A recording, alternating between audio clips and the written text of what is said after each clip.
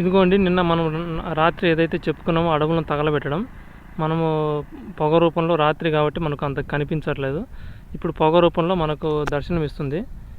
ఏదైతే మనకి గిద్దలూరు రాచర్ల హైవే మనం మీద ఉన్నాము. ఇక్కడ మనం గమనించవచ్చు ఏ విధంగా మొత్తం అంటే ప్రతి సంవత్సరం ఇదే విధంగా మనము ఇక్కడ ఏ విధంగా తగలబెట్టేది అంత ప్రతి సంవత్సరం చూస్తుంటాము.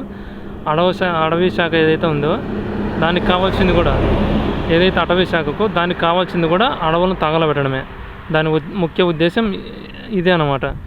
బయటికి మాత్రం కాపాడండి వృక్షాలను అంటే ఎవరు వచ్చి కాపాడాలి? అక్కడ బోర్డు మీద ఏమైనా రాసినంటే వృక్ష రక్షతి రక్షత అంటే ఇక్కడ ఎవరు రక్షణ చేయాలి? మీకు రక్షించే బాధ్యత మీకు అడవి శాఖ వాళ్ళకు అప్పచెప్పినప్పుడు రక్షించవలసిన పని వాళ్ళది కదా. ఇక్కడ ఎవరు ప్రజలు పోయి అడవి వాళ్ళ పని పాట వదిలేసి అక్కడ తగలబడుతున్న వాటిని ఆర్పుకుంటూ కూర్చుంటారా అన్న ఇప్పుడు చూడవచ్చు.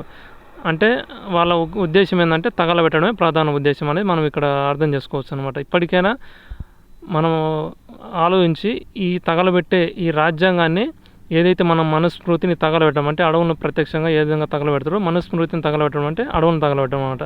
అట్లా అన్నిటిని నాశనం చేయడం.